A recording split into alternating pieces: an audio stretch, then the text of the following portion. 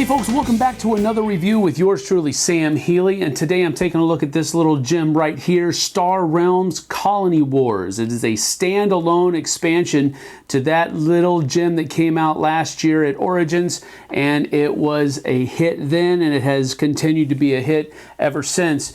Let's take a look. Okay, in a game of Star Realms, the person who's going first always draws a starting hand of 3 cards, while the other player will start with 5 cards. The whole point of Star Realms is to get your opponent's authority down to 0, or less, of course, but you win by getting it down to 0. The way you do that is by playing cards from your hand.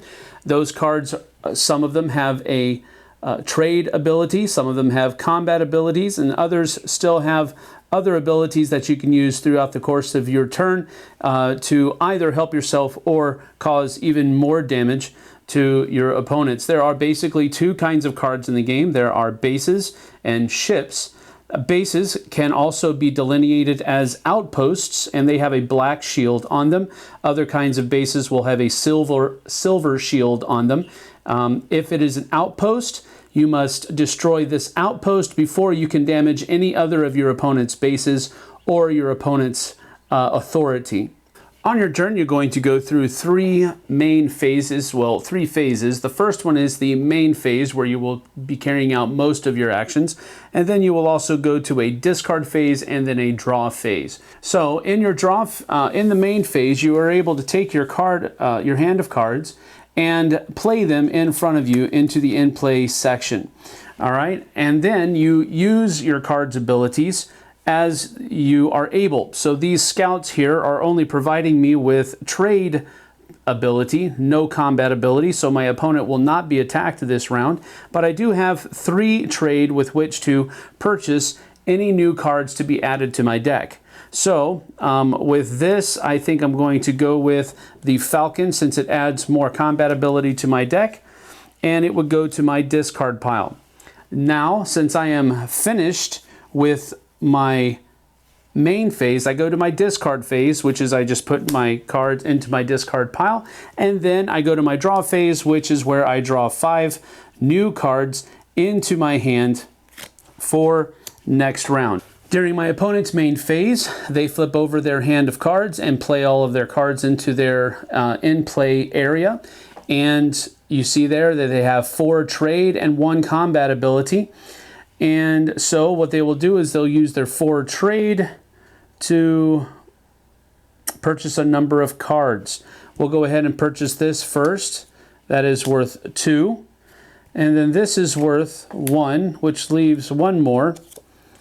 These are automatically replaced.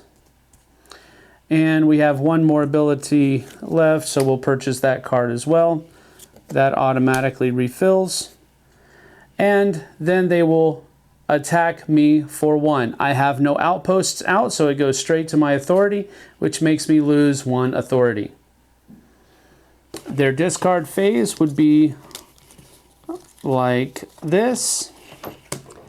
And then they start with 5 new cards for their next turn. So I play my cards out.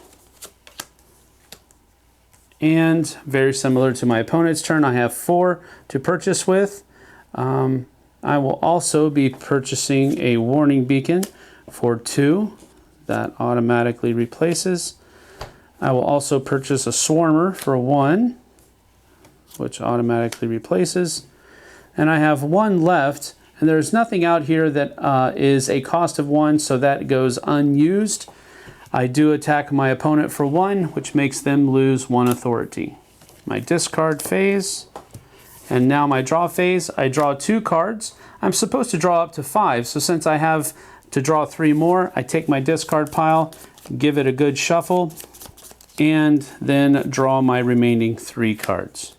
My opponent has a similar hand to their first hand, because you start with 8 scouts and 2 vipers. So if you draw 4 and 1 on the first hand, you know that that second hand is going to be another 4 and 1 hand. So we have 4 trade to purchase with. We're going to go with the cargo pod for 3. And then we have one left, which we will purchase the Solar Skiff. And then we hit our opponent for another 1 authority. Discard and draw up to 5. And since now my opponent's draw pile is completely gone, they would shuffle their entire discard pile, and now that becomes their draw pile again. 1, 2, 3, 4, and 5. Now it's my turn again. So I take my hand of cards and I place them out in my in-play area. Now this is a warning beacon. It's going to stay. It is a base for me. It's going to stay there now. It's not going to be discarded at the end, and it's providing me with 2 defense. But on top of that, it also gives me 2 combat, and it says when I acquire this card, if you've played a Machine Cult card this turn, you may put it into your hand. Well, when I acquired it, I had not, so that did not take effect. All right, so that will stay in my in-play area. I have 3 to purchase with and 1 damage to do that with as well. So let's see, I'm going to go ahead and go with the Machine Cult. And that's going to be purchased there for 2. And then I have 1 left, and I cannot purchase anything else, so I will hit my opponent for 1 more authority. And in my discard phase, all these get discarded. That stays out. And I draw 1, 2, 3, 4, 5 more cards. On my opponent's turn, they have played their cards out, and this card is giving them 2 trade, but it also has an ally ability which says draw a card. Now the way ally abilities are used is if there is another card that is currently in play that shares the same faction symbol, you can also do that action on your turn as well. But since they don't have any other of the Federation faction out there, then they cannot use that ability. So my opponent has 2, 4, 6 to purchase with. So we're going to spend 5 on the Stealth Tower, which has a very hefty defensive bonus there. So that's 1, 2, 3, 4, 5. So they have 1 more left, which they cannot purchase anything with. Discard and draw. And that's how a game of Star Realms plays. It's very, very simple. This is a standalone, as I've said before, version of expansion, rather, of Star Realms, which means that it comes with everything that you need to play the game as a 2-player game. It does also come with rules for multiplayer versions. We'll talk about those in just a moment. All right, now, as I've said before, this is a standalone version of expansion to Star Realms. It comes with 80 cards, and as far as I know, these are not duplicated with any other set that I owned. I mean, you come up with things like the Patrol Cutter, which gives you 3 combat and 2 trade, and then if you're allied, it also gives you 4 authority back. The Battle Bot 2, and you can 2 combat, and you can scrap any card from your hand. The Supply Depot that says you can discard up to 2 cards and gain 2 trade or 2 combat for each card discarded this way.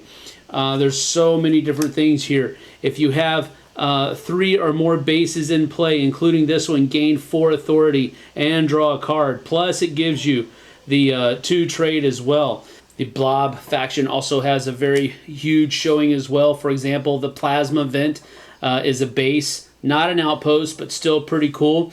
It gives you 4 combat power, and whenever you acquire this card, if you have already played a Blob faction card, you can put this card directly into your hand, which means that you can already go ahead and play it. So it's almost like it goes directly into it. You can also scrap the card to destroy a target base. So if you have one of those pesky bases that are just a real thorn in your side, that can really help you out.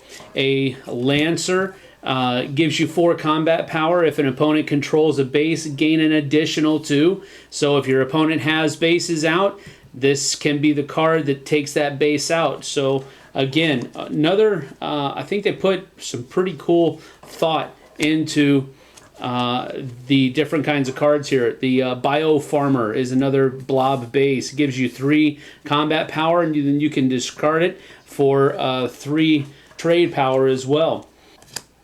The Oracle, which is a mechanic cult faction. Scrap a card in your hand.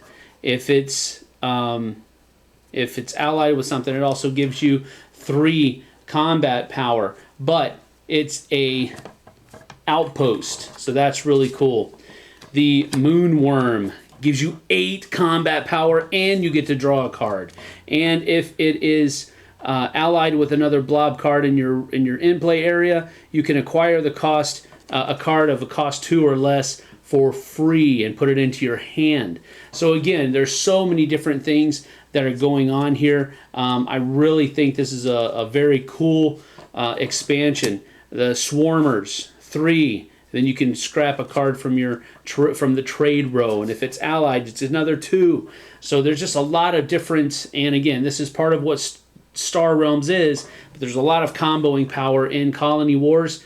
Very cool expansion. And so that's Colony Wars. Now, it comes with 80 brand spanking new cards. Already mentioned that, but none of them are duplicates as far as I can tell. And I already mentioned that too, but I just wanted to reiterate it. This would be a huge addition to anybody that already owns Star Realms in some iteration or form. This is the second base set that I have, so I'll be able to play some of those variants. I'm thinking about giving it a try. This comes with 7 different ways that you can play Star Realms multiplayer, and as I was reading through some of them, they actually looked pretty cool. They had a couple that it could be 2 against 1, 1 boss and 2 raiders, and so forth and so on, where the raiders can team up on the outposts because the boss's outposts don't heal until his next turn. So there's a lot of cool little variations within there. I'm actually tempted to try some of them, whereas before I wasn't too interested in multiplayer. So that's one thing in and of itself. The base set alone, really fun gameplay. My daughter really enjoys Star Realms, and when I broke this out, she was very excited to play it, asked to play it twice in a row. As expansions go for card games, this is how it should be done. Don't give me a whole bunch of rules that I have to learn new rules to play the game and all that kind of stuff. Just give me more to play the way I already know how to play it, and that's exactly what Star Realms Colony Wars does. Gives you 80 brand new cards, 2 thumbs up in my opinion. As always, check it out and try before you buy, but great expansion for Star Realms. See you on the flip side, folks. Thanks so much for watching the Dice Tower videos. Find more great videos and reviews, as well as our top-rated audio podcast at Dicetower.com. You can also find other great shows at DicetowerNetwork.com. I'm Eric Summerer, and you've been watching The Dice Tower. The Dice Tower is sponsored by Cool Stuff Inc., where you can find great games for great prices. Cool stuff in stock. Check them out at CoolStuffInc.com.